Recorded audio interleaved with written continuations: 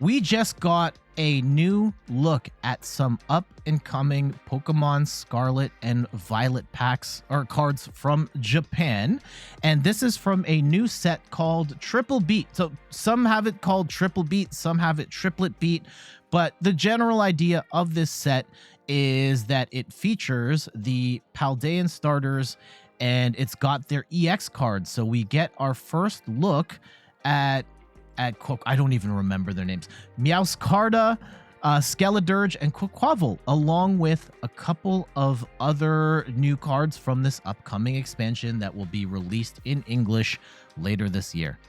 I'm Jet from inthirdperson.com. Make sure to like the video, subscribe to the channel. If you're in the Twitch chat, now's your time to say hello to YouTube over here. And let's talk about some of the new cards revealed from the upcoming Triplet Beat set. I think for one, I love the fact that art rares are back from the Sword and Shield era, making their way to Scarlet and Violet, and these cards are gorgeous. Oh my goodness. Yeah, this one in particular is adorable. And Quaxley here looking very cute as well. But let's talk about the EX cards and all of the big time stuff, and from a gameplay perspective, what are we working with going forward? So we'll start with Meowscarda, 310 HP. It is a stage 2 Pokemon, and stage 2 is notoriously tough to get rolling, but with the game being shifted, I think they're trying to push towards a slower game where stage 2s are relevant. Maybe this one has a shot. It does have the ability Bouquet Magic, where once during your turn you can discard a grass energy from your hand and then put 3 damage counters on one of your opponent's bench Pokemon. The interesting thing about that is that if you've got multiple Meowscardas on your board, you can do this ability once per Meowscarda. So yes, highly unlikely you're going to get 4 of these on the board at once, but if you do, you can drop 12 damage counters instead of 3. But 3 might be enough because it has the move Scraping Claws. For 2 colorless energy, does 100 damage, and if your opponent's active Pokemon has any damage counters on it, this attack does 120 more damage. So you pair this with the Bouquet Magic, it's doing like 250.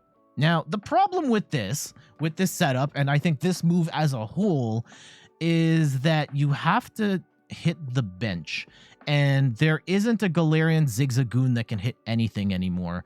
There is a new Radiant Hawlucha that drops a damage counter on 2 bench Pokemon, but it's on the bench. So you have to find another way to get that initial damage on. It could be a Radiant Charjabug, it could be Gapejaw Bog, it could be something else, but setting up that initial damage onto the active Pokemon, I think, is going to be a challenge. On top of this being a stage 2 Pokemon, I think that this has potential. It kind of feels like Samurott to me, and I personally love Samurott V-Star, and this one has more HP, and it's not necessarily limited to hitting only Pokemon V for...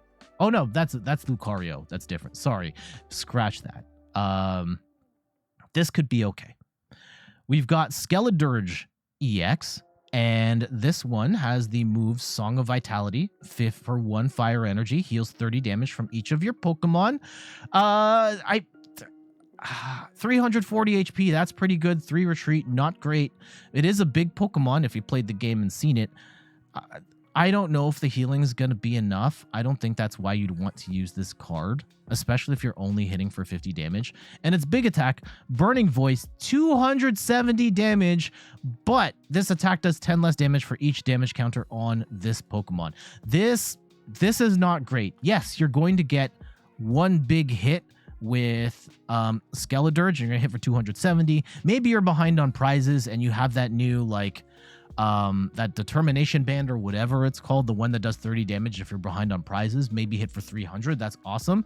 But the moment you get hit, you are going to be doing way less damage with this card, and potentially like basically no damage once you get hit. And now you're gonna have to find healing options as well. And then I don't know if this is really going to have enough. Maybe it will, and maybe all you really need to do is make it hit for 270 once, and that is the momentum you need to win the game. We'll see. Neither of these strike me as like being the big bad, like Gardevoir EX, where that was like, oh yeah, that's obviously crazy good. But maybe in the new format it will be. And then the last major EX here, Quaquaval EX. It's got the exciting Samba for 1 water energy, does 60 damage, and switch one of your bench Pokemon. Then your opponent switches their active Pokemon with one of their bench. So kind of like a 60 damage and an escape rope. Not the worst, but not great either. And then for 1 water and a colorless, Corkscrew Shot does 230 damage, and you have to put 2 energy from this Pokemon back into your hand. Now, then how do you attach the 2 energy on the following turn? That's a little weird. And remember, this is an EX Pokemon and not a Pokemon V. Melanie is not going to work here. There's no Frostmoth going forward. There is a Quaquaval, another Quaquaval that does have a energy attachment move, but then that's a second stage 2 you have to get set up on top of that. Or you could use Frostlass, but then that's an evolution as well.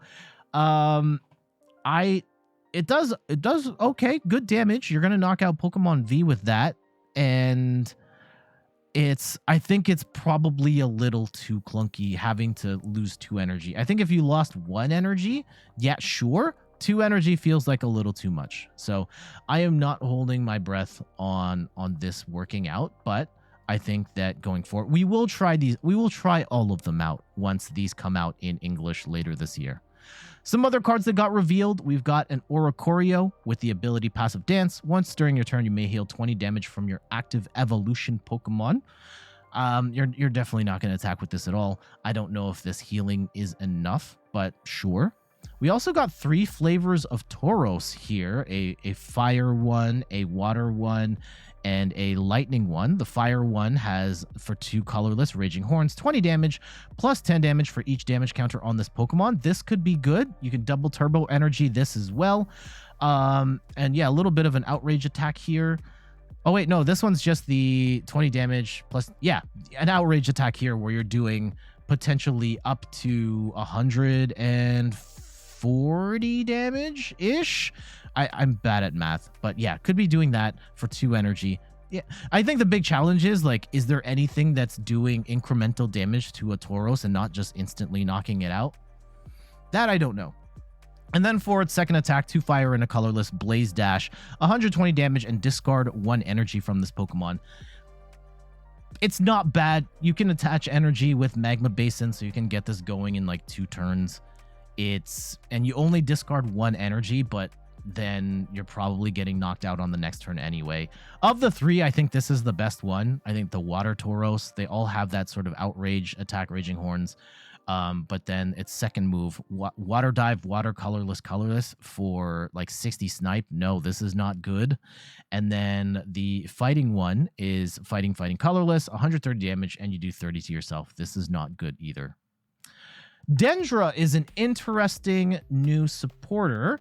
This one lets you choose another card from your hand and put it at the bottom of your deck. If you do, draw cards until you have 5 in your hand. So kind of like a Serena, but the big trade-off is you're only putting 1 card to the bottom of your deck. You don't have to discard anything, and you get to draw up to 5. So it is an interesting alternative to the stuff we have now. I don't know if this is going to be like a game-changing card or anything like that, but it's not bad. It's not bad. And then we also got Clavel. Nose Takes. Is the app any good? We'll get to that in a sec. Let me finish here. We've got Clavel as a supporter. Search your deck for up to 3 basic Pokemon, each with 120 HP or less. Reveal them and put them into your hand. Then shuffle your deck. This is a pretty good setup card for any deck that needs to get a bunch of basics on the board that don't have rule boxes. So this one could be good. And Luminous Energy. This is interesting, right? Like, where is the Rainbow Energy? Where is the Aurora Energy? And this is kind of it, but not really. So let's read this out together. As long as this card is attached to a Pokemon, it provides every type of energy, but provides only 1 energy at a time. The trade-off is if the Pokemon this card is attached to has any other special energy cards attached, this card provides 1 colorless energy instead. So we can't abuse it like we were doing with Aurora Energy, and you attach it with the Archeops, and then it counts for fire or dark. It's going to count for one. The first one's going to count for a specific type, and then everything after that is colorless. I don't necessarily think this is the return of Lugia V-Star or anything like that. It is an interesting all color option, but I don't know. I can't think of enough cases where yeah, this is going to be it. It feels like it's a little too limited, but I could be wrong. And if I am wrong, I would love to be proven so. This card's crazy. Superior Energy Retrieval. Discard 2 cards from your hand, and if you do, you put 4 basic energy cards from your discard pile into your hand. This is awesome. Now, not every deck needs this level of energy retrieval. I'm off the top of my head, something like a Shadow Rider Calyrex. Love this card. Absolutely love this card. And this could make Shadow Rider potentially back, losing all that energy, bringing it all back. Gardevoir doesn't necessarily need it, but there are other decks that are going to love this card. This might be the best card that we've seen in this set. And Artisan, the stadium here, and once during each player's turn, that player may search their deck for a basic Pokemon that doesn't have a rule box, put it on their bench. That player shuffles their deck. Let me just go and check real quick.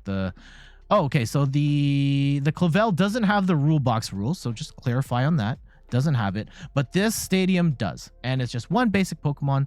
Both players get the benefit of it as long as it's out. So this is a decent stadium. I can see this seeing some play here and there. All right, so those are the first new cards we have seen from Triplet Beat. Not sure how it translates in Japan.